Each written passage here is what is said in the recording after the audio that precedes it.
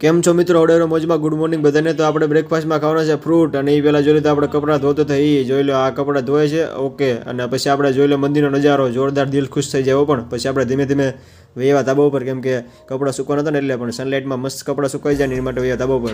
પછી જોયું તો સાઈડમાં એક પતંગ કપાઈને આવી હતી, એ પતંગ જોઈ લો, આ પતંગ છે.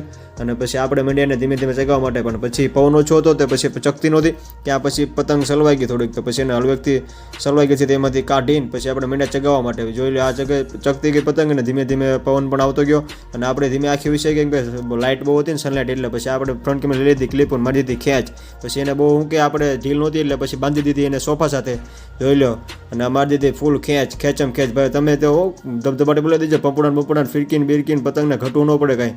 પછી જોઈ લો, હાલો તમે બી આવો ચગો, હલો ચગો એમ થાય. પછી આપણે જોઈ લો, પછી આ બાજુવાળા હોય ને એની કાપી નાખી આપણે ધીમે ધીમે ખેંચ મારી નીચે લઈને. પછી આપણને ભાઈ થાકી ગયા હતા ચગાવતા. પછી આપણે જે બાંધી ત્યાંથી તોડીને પછી આપણે શેડો લઈ લીધો હાથમાં, અને પછી ધીમે ધીમે પતંગને પછી શું કે મૂકી દીધી ઢીલી. જા જીલે તું ભી આપની જિંદગી. પછી આપણે કપડાં એકચુઅલી તો ભૂલાઈ ગયો, કપડાં સૂકવા માટે આવ્યા હતા, તો પછી કપડાને સૂકવી નાખ્યા અને એવા નીચે. અને લાઈક શેર સબસ્ક્રાઈબ કરી દેજો આપણે.